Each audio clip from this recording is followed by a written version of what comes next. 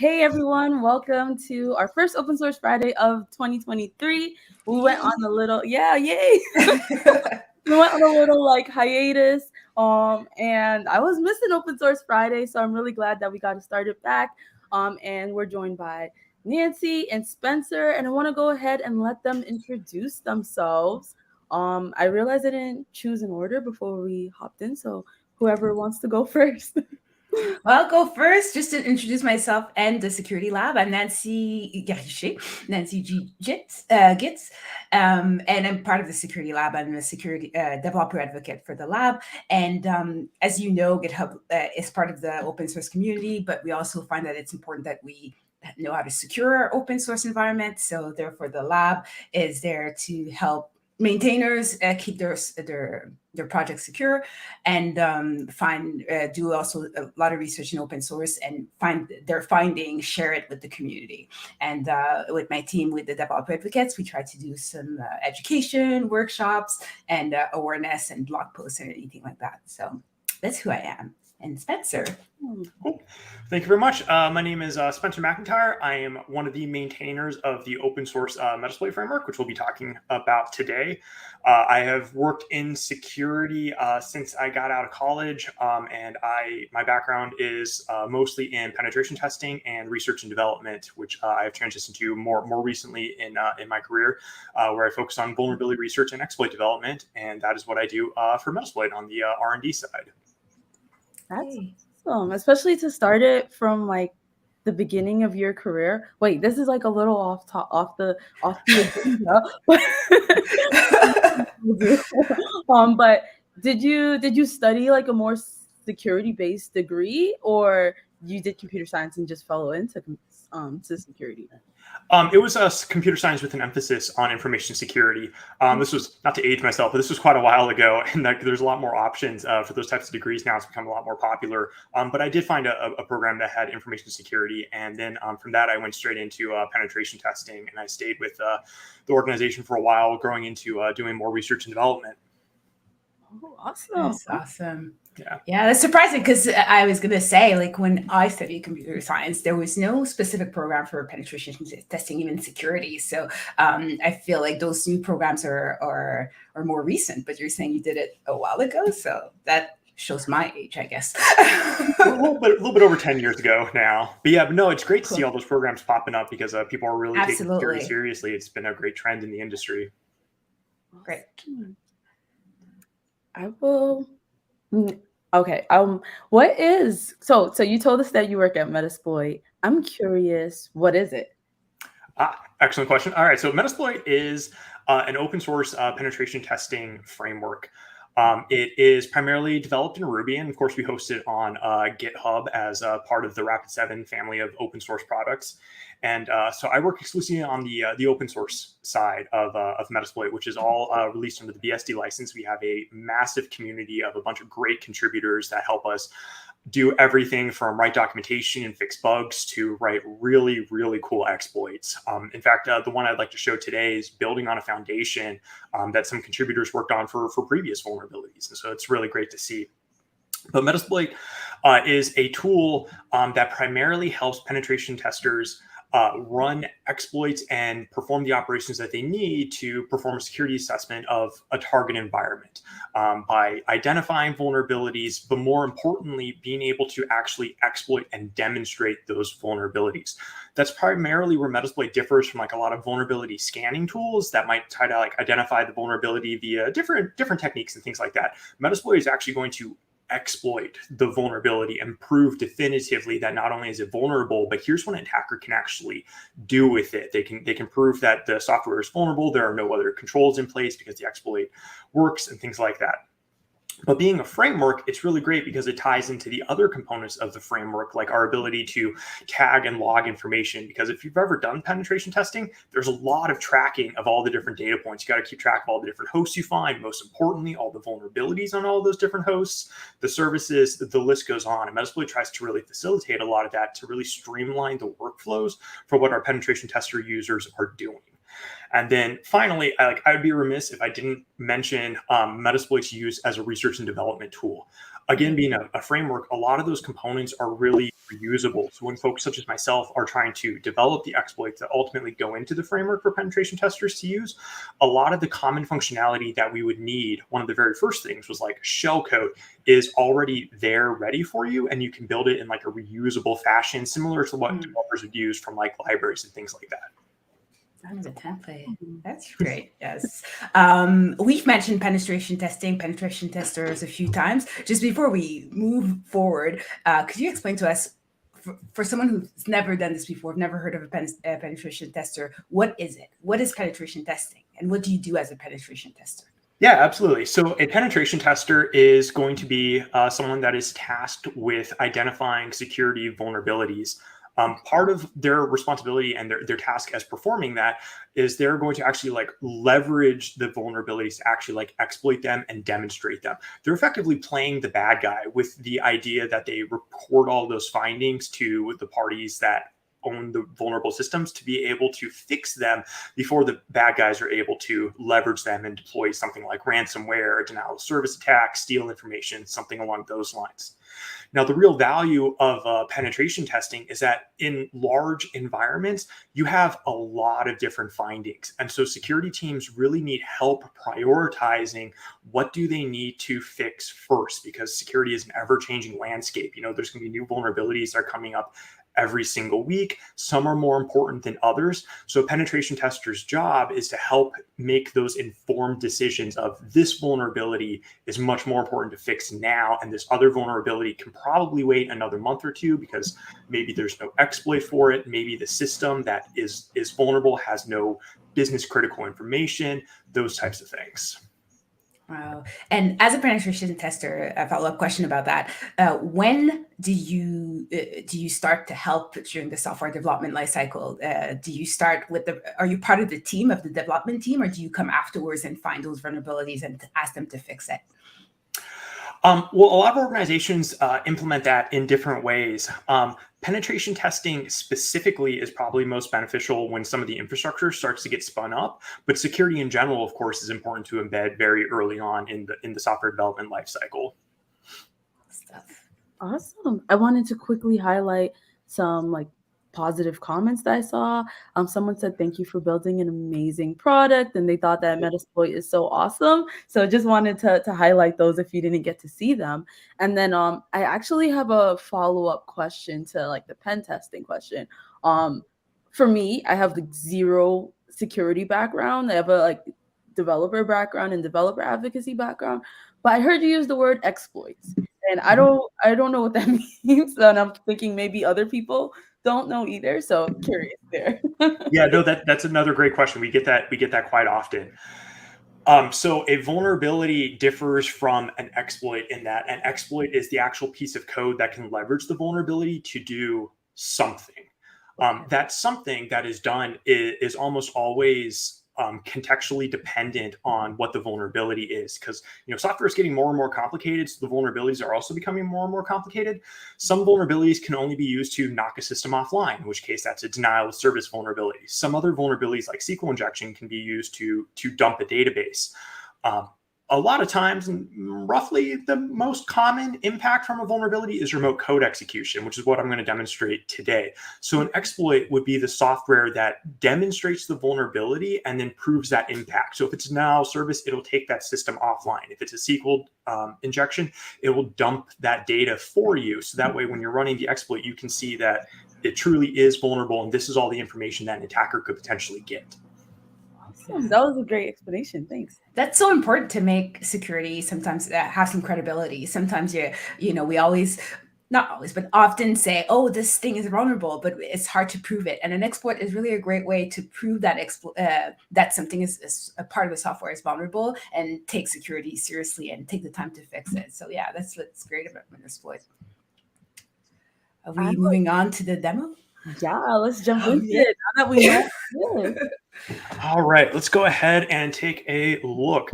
So for today's demonstration, I am going to start out by sharing my screen. And all right, So I'm going to demonstrate a vulnerability in Metasploit from scratch, going from starting up the framework. All right, here we are. So we have the framework started up here. We're going to walk through demonstrating this vulnerability is going to be one that came out in December of last year. And this particular vulnerability is an authenticated remote code execution in the Microsoft Exchange mail server. This was particularly impactful because it went a couple of months without being patched. Microsoft ended up patching it, I believe, in November. And we got the exploit patched out in December to allow users to be able to test for this particular vulnerability. So when we start up Metasploit, let's take a step back here. We will have our banner, which is going to be brought up, and it's going to, first of all, inform us of the different major components of the framework, which are our modules. So we have 7 different module types. The one that we have the most of course, are going to be those exploits, followed by our auxiliary modules, which we've already talked about what exploits are. Our auxiliary modules are more general purpose modules that don't really fall into another category. They tend to be really helpful for penetration testers early on in their workflow phases to be able to identify and enumerate services, identify vulnerabilities in some cases, take actions if they have gathered credentials, things along those lines. Our post modules, which we'll be able to demonstrate after the exploit is successful, allow us to take actions after we've compromised a host. So when we've leveraged that exploit, we've proven that it's vulnerable, we're going to deliver a payload module, which is going to allow us to control the remote server. And then our post modules allow us to use that payload to perform repeatable actions like gathering information or doing something to demonstrate the impact. Because when you're pen testing, a lot of times you might say like, oh, this system is vulnerable and we've proven it. But then, you know, the owner of the system might be like, well, like what's the impact? What can you do? Like, I'm just looking at a shell. I don't quite fully understand it. And that's really where post modules come in to like really help, because you can be like, you can gather credential information, usernames and passwords. You can take a look at and steal files off the file system and like find those files more easily, that type of thing. Our payload modules is another really important module category that we'll be using. So the exploits are separated out from the payloads. Very early on when Metasploit was created, this was one of the primary benefits of it, because way back in the day before Metasploit came out, if someone wanted to utilize an exploit, they would typically get like 1, maybe 2 or 3 different payloads. And that is what is actually performed after the vulnerability is exploited. So the payload is the code that we're actually going to run on the remote system once we've leveraged the vulnerability to gain that illicit access. And so by being able to swap out the payloads, we're giving our penetration testers and our users what at the time was an unprecedented degree of freedom and ability to be able to swap out their actions, to be able to have, you know, say I want to have remote desktop access, or just a, you know, the typical Windows shell, or our favorite, our most powerful payload, which is the interpreter payload, which is what we'll actually be able to go ahead and use. And then encoders or NOPs are very useful for exploit development purposes. Users that aren't looking to do research and development with Metasploit don't typically use those very often, but they're very useful for that. And then our evasion is our newest category of modules, which allows our payloads to evade common detections and antivirus systems. But so, I'm sorry, was there? Oh, the explanation made total sense. But I was curious. I know when we tested this, we were like, "Oh, looks good." Would you be able to increase the size just by a little bit? I just saw a comment that said they're watching it on the phone. Thank you. Perfect. All right, yeah, let's crank that up. So I want to be able to have everyone check it out. Luckily, we haven't actually like gotten started with anything, so perfect timing. All right, so as I mentioned, we're going to go ahead and leverage a vulnerability in Microsoft Exchange server. So the context here is like, spoiler alert, I know the system's vulnerable and it's going to work. But if you had Microsoft Exchange as part of your environment and you were a penetration tester that was tasked with identifying vulnerabilities in it, and of course you had all the legal authorization to do so, you would find out that this vulnerability came out and you'd want to go ahead and test it. So we're going to go ahead and use exploit Windows Exchange. This particular vulnerability was called proxy not shell. So our exploits are broken out by typically the platform and then the service that offers the vulnerability. Just kind of a lexical way for us to be able to organize it. We also have the ability to search for for the functionality. So if we knew we were looking for Exchange, we'd be able to search and we'd be able to find all modules that mention Exchange server. Of course, we have a couple of ones in here that are looking for like key exchange that wouldn't be necessary. But if we had another service, say like Jenkins, we could search for all modules that mention Jenkins in it. So if we were looking to assess like a Jenkins server, we'd be able to go ahead and check it out from there. So we've gone ahead and we've used our module. And so we saw that our prompt changed up here. And what we're going to do is we're going to check out our options from here. So everything in Metasploit is all done through our MSF console UI, which is our text-based interface. We also have an RPC wrapper for advanced users that might want to embed Metasploit in, say, another product. So if you wanted to do it, if you wanted to perform checks against software in like an automated fashion or something like that, and MSF console didn't quite cut the automation needs that you had, because we have a few good features in here for automation and speeding those things up. But if it just wasn't quite cutting it for you, we have a whole RPC protocol that you can be able to control and drive Metasploit from another language like Python. I know there's a public binding for Python. We're using MSF console. And so once we've gone ahead and used the module, we need to go ahead and be able to set some of our options. So I'm running the show options to be able to show all of the different options that we have. And we can see which ones are required here by the ones that are marked as yes.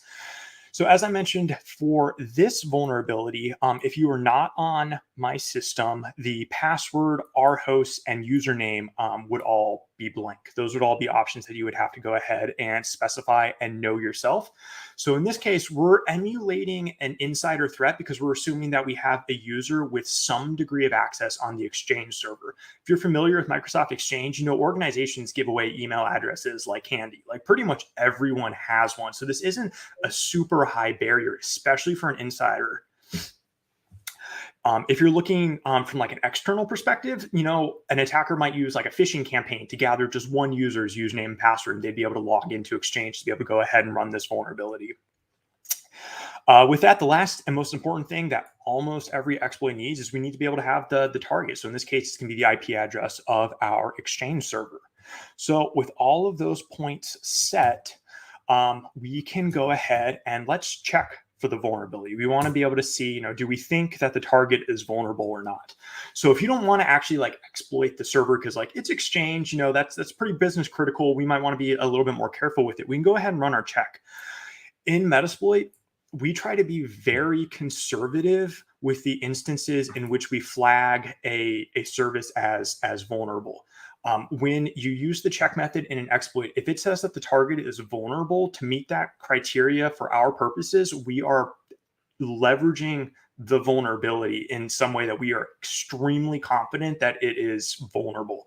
A lot of exploits might just say like, the target appears to be vulnerable, because in some cases, the vulnerability can't be reliably, and I forgot to mention this, safely checked without fully exploiting it, because the whole point of this is to be safe and not actually run that full exploit.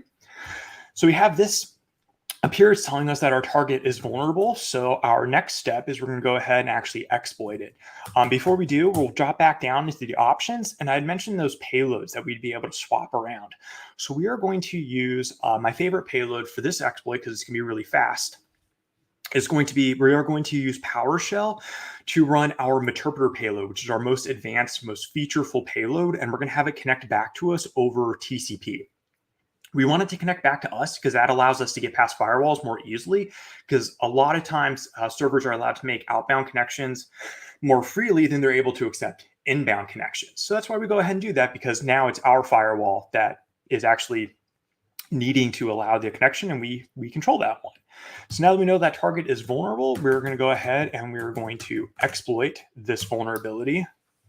It's going to take a couple of seconds. So we know that the target is vulnerable, and it's going to double check that the target is an Exchange server. And just like that, it tells us that our Meterpreter session open and our prompt changes down to Meterpreter. So at this point, what's happened behind the scenes is we've exploited this vulnerability, and our Meterpreter payload has been delivered, and we can actually run commands on the remote system. So we are running as NT authority system, which is the highest privileges that you can have in user mode on a Windows server. So we've compromised our Exchange server. We're going to pull out the information that we have. And then if we wanted, we can drop down into a shell. So we have a Microsoft system shell. If we want to run who am I, we can see, promise that I can type. We can see we're running as a NT authority system. And people are watching you. And we are in the iNet server directory. So we could go ahead and go around on the server, and we can look for files. We can look for whatever it is that we would like. So we've fully compromised this Exchange server, and that user that we used to gain our initial access to it was just any user that had a mailbox already set up. So pretty much anyone with an email address. Wow, that's impressive. Scary. But you've mentioned a few things, Spencer's saying like, oh, it could be a critical system. I'm thinking maybe we should warn our audience who can use Metasploit. Like, should they have a certain permission from the owner of the software or the infrastructure before using Metasploit, or should they be using their production system or a test system to Metasploit? Because I guess you wouldn't want to start trying Metasploit in your company environment, right? Absolutely. Yes. No. Like what I have done is this Exchange server is a virtual machine I have for development of this vulnerability. But you would absolutely want to make sure that you have authorization from the owners of those systems. So you definitely would not want to be running this on the internet. If you're a penetration tester, you'd either have a contract or some kind of a written agreement from the owners of the system. And if you're internal, you probably want to reach out to the Exchange service team before running this type of check on it. Yeah, it's a great tool to try, but just make sure that you're allowed to do it, and that if you're doing an environment where other people are actually using it, that they're aware that you're out there. Yes, absolutely. Yeah, if you had a non-production instance of Exchange, that would absolutely be the beneficial environment to run this type on. That makes sense. Yeah, that's so great. Once we had it, though, so we can go ahead and we'll go ahead and background that session. And then this is where we would be able to go ahead and use those post modules. And if we wanted to go ahead and say, gather some information, let's go ahead and check to see if the target system is a virtual machine. It's always a fun one to work on because you want to know if it's hardware or whatnot. Excuse me. Okay, so we switched over to, we're using this post module now, and we're going to set our session to the last one that was created, which is -1, which is going to be that quick alias. And we can go ahead and run that. It's telling us that it's a Hyper-V virtual machine. That is the target that we had just compromised. And then the last thing that I wanted to show is, so we've gone through, we've run our modules, we've opened our sessions. Let's go ahead. If we check out our vulnerabilities, we can see that I actually have a little bit of information here from before the call. But this last entry down here is telling us that while we have been using Metasploit, we identify that this host is vulnerable to this particular exploit, and we have our resources down here to be able to go ahead and track that. So as a penetration tester, you can just really focus on running your operations. And then at the very end of this, Metasploit is attempting to keep all those notes for you. So that way you have all that information. So the vulnerabilities being probably the most important that you need to go ahead and keep track of, but we also keep track of services, what hosts are online, all of that information to be able to go ahead and facilitate those workflows. Really neat. Yeah. Now that basically it's completely compromised, we can gather all the information we need. That's really neat. Do we have any questions from the audience, Rizel? Yeah, we have a couple. One is from Joseph. He asked, are there Copilot and ChatGPT use cases for Metasploit? Huh. Really interesting question. Kind of using AI.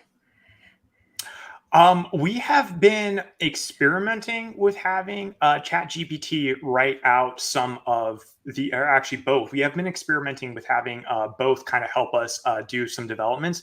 So we're still a little bit early on in analyzing those results. ChatGPT attempted to write like a Meterpreter extension, which was pretty interesting. And using Copilot, we've been kind of piloting, using that and experimenting how that can help us as we are developing modules for Metasploit. Pretty cool. We had another one. Theologic US said these are some comments. They're ex-security and DevOps sysadmin. This is the best tool they've ever seen. But they were also wondering, I don't think we have time for installation, but they're just curious about like, how do you install this? So Metasploit is available on GitHub under the Rapid7 account. So it'd be under github.com/rapid7/Metasploit-framework. We offer multiple installations. The Omnibus nightly installer is probably the most easy for people to get started with. Additionally, another really quick and easy way for users to get started with Metasploit is to download the Kali Linux distribution, which is a collection of open source penetration testing tools, of which Metasploit is one. And they do a really good job of keeping Kali's version of Metasploit up to date with the weekly releases that we are doing. Oh, you're doing weekly releases, are you? Yes. Yeah, every Thursday, I believe we do weekly releases, and then almost every weekend, Kali pulls those in. So it's pretty quick because there are vulnerabilities and new modules coming out every week. Yes, I forget the name, but whoever asked the question, who is the next DevOps professional, I was actually thinking about that when you mentioned that Metasploit sometimes is used in Python scripts and things like that. Have you seen it used in a DevOps pipeline? And is there that kind of use case is common? Would you say? I don't know about common, but I have seen it, and I have definitely seen people ask about it. I believe when they've done that, what they have checked for is there's some auxiliary modules that will check to identify vulnerabilities that are common in the sense that they are like misconfigurations that can, pop in and out of a product, less like CVEs that, once the patch is applied, you can pretty much forget about it. But they'll have those types in there to be able to identify, when the targets are up. The one caveat with that is that it's highly effective mostly when the systems are up and online. So it would need to be part of some kind of like deployment where you have the software is fully running from Metasploit to analyze it as opposed to like a static analysis fashion. Yeah. Let's go back a little. If somebody wants to get started and use Metasploit to test their project to see if it's vulnerable, how would you suggest? You mentioned the installation process, but how should someone brand new to Metasploit, has an open source project and want to test it, see if it's vulnerable? How should they get started? Well, I would take, an environment that, if it's your very first time using Metasploit, an environment that you don't consider to be critical, because there can definitely be some pretty serious mistakes. But pulling it down from Kali and then going through and starting out with the auxiliary modules to be able to identify the different individual services. So if you have a whole bunch of different servers deployed, you might have a lot of different SSH configurations up. We have some modules in there that can check for some common SSH configuration flaws, known vulnerabilities, weak key ciphers, things like that. Moving up from there, if you own the environment, you probably have a pretty good idea of the services that are deployed, such as Jenkins we see oftentimes. We have some modules to check Jenkins instances for vulnerability. Some of the older versions of Jenkins, I believe by default, they offered like a script console that could be utilized to compromise the remote host. So Metasploit can help you identify and then compromise that. But it kind of gets into the basic penetration testing workflow of using the auxiliary modules to perform the enumeration and find the services, and then mapping that over to the exploit modules to really dig in deeper with those to be able to identify the vulnerabilities and exploit them from there. Cool. Okay. And correct me if I'm wrong, but during your demo, you pretty much you knew you had an Exchange server, and then you really specified which exploit to use. If you don't know, let's say you have a bit of recon, you know what you're using, you know the services, but you don't know which exploit you want to try. Can Metasploit help to identify which one you should be? Yes, that was a little contrived, but the example would be like, you had an Exchange server and you knew this was like the latest vulnerability, but if you haven't been keeping up to date with the security vulnerabilities, and like it's hard, like vulnerabilities are coming out every single day, and like I mentioned, we're releasing new modules every single week. We do a weekly wrap up that specifically calls out all of our new modules, but if you're a couple of weeks behind, the search functionality has you. So that's where you would say like, I identified Exchange, I want to check it for vulnerabilities. I would search for all Exchange modules in Metasploit. After that, I would highly recommend looking at the timestamp on them and working your way from most recent to oldest, because that's probably going to be your best bet. Because if your Exchange servers installed in the past couple of years, exploits from like 5+ years ago probably aren't going to work. That makes sense. Cool. Okay, my question to you is more about you than Metasploit. I'm curious, like, how you got involved in Metasploit. Is it something you created, or did you find it later on and then eventually become a maintainer? Because this is Open Source Friday, I want to be able to share people's open source journeys so that like listeners or viewers will get inspired and get involved in open source as well. Absolutely. So I did not make Metasploit, nor am I the sole maintainer. I am far from the sole maintainer. We have a wonderful team, both at Rapid7 and a huge, wonderful community that, again, sends us all kinds of content, from exploits to bug fixes, documentation. But it was started in 2003 by a man named H.D. Moore, who worked on the project for quite a while. And then it was acquired in 2009 with Rapid7. And that was when Rapid7 started to invest in a lot of having like full-time development on it, which was really great for the growth of Metasploit. I became involved with the project shortly after that in 2010 as an open source contributor. Some of my very first modules were some Cisco spoofing modules that would allow you to test proprietary Cisco protocols, because I was working as a network administrator at the time, and it was some things that I needed to be able to test for, and I had submitted those modules, and those were accepted, and I stayed involved with the project, starting to make more and more contributions, working my way up into to a lot of exploits. And then in, I believe it was 2014, I came on board with the project as a open source committer. So I was able to help out as a community member, help out the other community members, provide code review, testing steps, because a lot of this is like testing the exploits. Exploits are infamous for, works on my system, but like not on another one. And one of the things we really care about in Metasploit is that the targets, not only does it work really well on the targets it says it works on, but we can try to expand out the target so it works on different versions of Exchange or Windows or Linux or whatever software it is. So there is a lot of code testing in addition to the review. So I was helping out with that for quite a while before joining Rapid7 full time in late 2019. Wow. It seems like a lot of work, and I'm sure it is. How big is your team? How many are you working on it? And what is the benefit as well to be part of the Rapid7 community to maintain such a tool? Absolutely. We have about 10 people working on the open source side at Rapid7, which is fantastic. And then we have hundreds of open source community members that send us different pieces of code that are active every year. Last year, we had, I want to say it was around 50 new contributors that sent us all kinds of different things. And a lot of the new contributors didn't just send us like one or two pieces of code. It was really fantastic to see them coming back and getting more involved with the project and sending us more and more of that module content that we just love to see, because that's helping us demonstrate those vulnerabilities. So yeah, the Rapid7 core team is comparatively small compared to the large community that we have.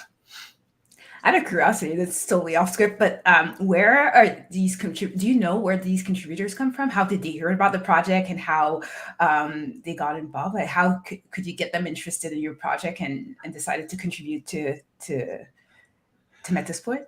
I can't comment to where they're geographically located. No. Being a lot of security professionals, they like to keep some of that information to themselves, perhaps. But yeah, but I just meant more of their background. Are they other security researchers? Are they students? What kind of I think a profile do they lot of have? them are security researchers.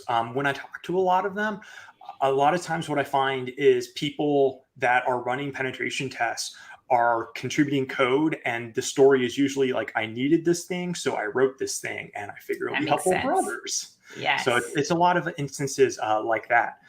For students specifically, though, we do have a couple of students, and we have been involved with the Google Summer of Code program for the last few years, where students have proposed projects, and we have partnered up with them. And I myself have been a mentor on some of those projects to really help some students. And they've come back and sent us a lot of great content after their projects have been done. So yeah, a lot of students, a lot of individual researchers as well. That's so awesome. And I love to hear when companies are backing open source projects. Like, Vercel, Netlify does that a lot. And then I'm like, oh, I didn't realize Rapid7 did that until I got connected with you. So it's awesome. Yeah, I mean, I am a huge open source fan, and Rapid7 is really dedicated to open source, and Metasploit and the other open source projects are really how they execute on that goal and vision of identifying that security is a global community problem and that requires community solutions. One of the things that I'm most excited about that I'd be remiss if I didn't mention is the newest project to join the open source family is Velociraptor, which is a great DFIR tool that has been brought on as well. So we've been able to work with the Velociraptor project, and they've been able to provide us some insights to make Metasploit better in terms of, like what's being identified as vulnerabilities on different, not vulnerabilities, being caught by antivirus for evasion purposes. So we've been able to grow Metasploit by working with these other open source projects. Mention DFIR. Can you explain what that digital is? forensics and incident response. So while we are all about the attacking here at Metasploit and demonstrating the attacking, DFIR is very much focused on the gathering the information and responding to incidents when an attack has been successful that may not have been by an authorized user. That's cool so stuff. My other question to you, now that we're talking about open source a bit more, is as one of the maintainers on Metasploit, what are your thoughts on the state of open source today? Are things steady? Has there been any changes since you've been working in this space?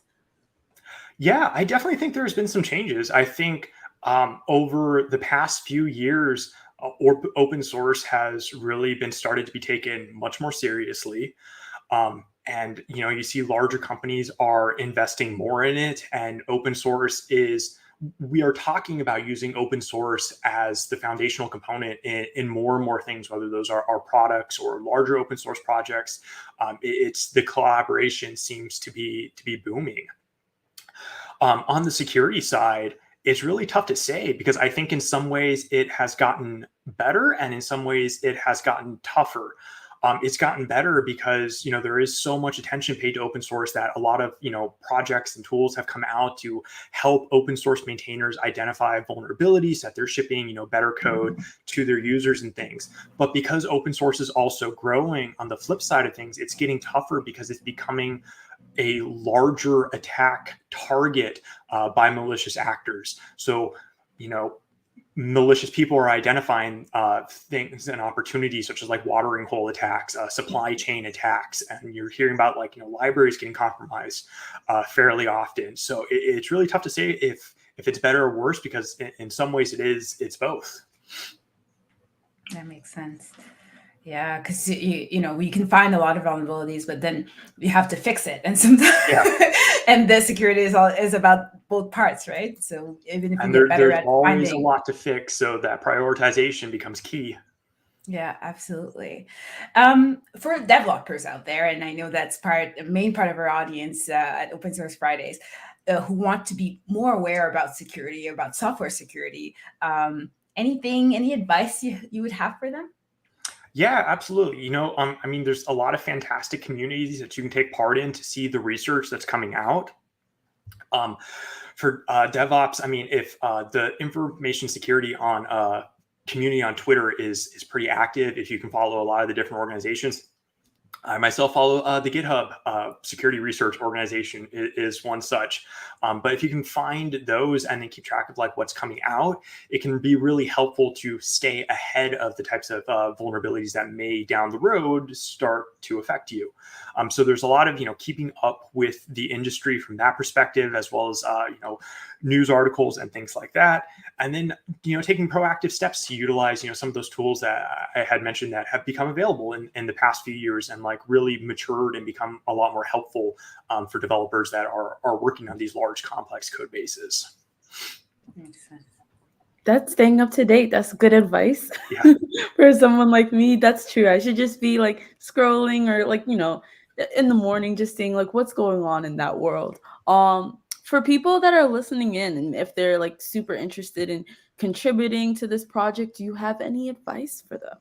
Yeah, absolutely. I mean, Metasploit is really cool from a contribution perspective because we have, tasks that are super small and accessible up to massive undertakings that are probably more suited for someone that's been involved with the project for years.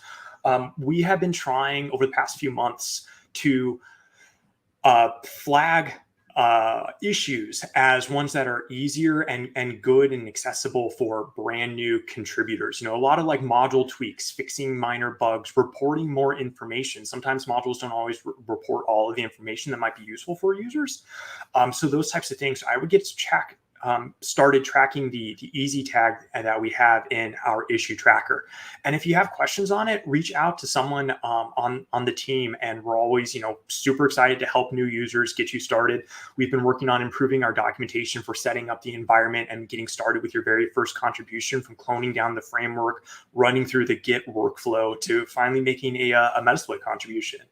And then the last thing is that, again, if you have any questions, we have a really large Slack workspace and community that's fantastic to ask any kinds of questions there. Oh, that's great. Love that advice. Oh, go ahead. Sorry. No, I was just going to ask you if we have more questions for the audience. So I know we're wrapping up a bit, and see if there is anything else. I don't think so. The only other one was like someone asked if it could be used in GitHub Actions, but I think we talked about like the CI/CD stuff.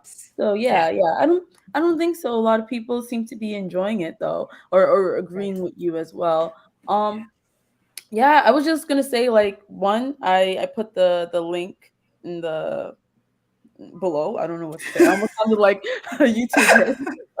Yeah, if you wanted to check it out, go to github.com/rapid7/Metasploit framework. I liked all the advice you gave about like either opening an issue or just going ahead and asking in Slack if you have a question and looking for those easy label tags. I always say ask in the discussion because I felt like that's what helped me get into open source before I would like see issues and be like, I don't know what's going on. But love that advice. And I guess we can transition into some of the non-technical questions that I like to ask. And Nancy, I'll let you ask the first one. Oh, what's the question? The first one. Oh, tabs or spaces?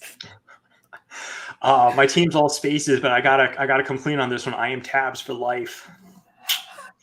You're out. Your secret's out. Yeah. I do tabs too, so don't. Yes.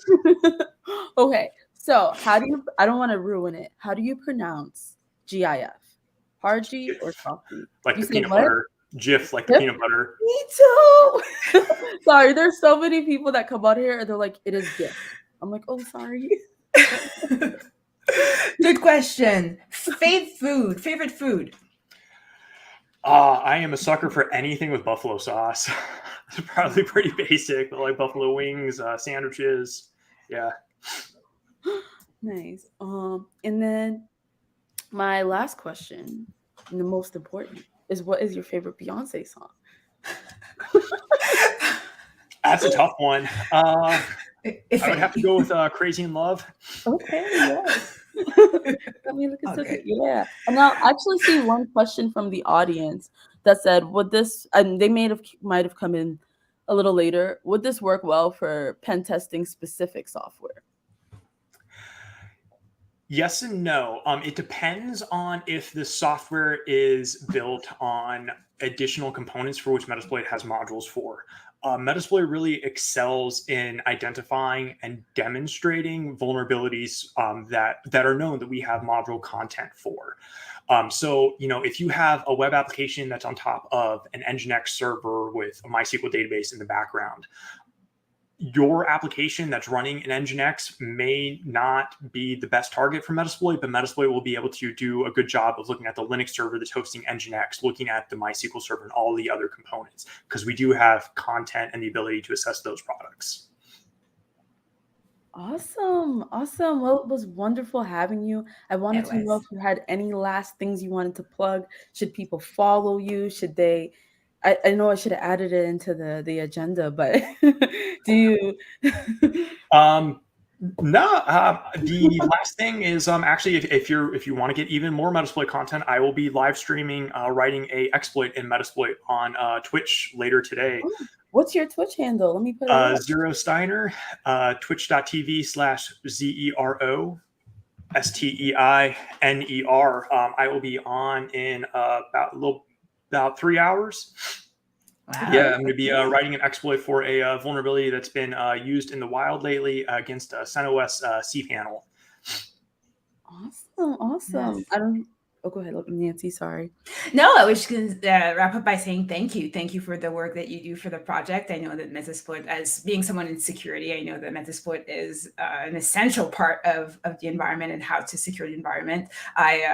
In another life, I was a member of, I was organizing the Hack the Box meetup locally. So basically that's an environment where people test and to become penetration tester, get familiar with penetration testing. And Metasploit was definitely one of the number one tools that they use to get started. So I know that the community appreciates your work, and thank you to you and the team.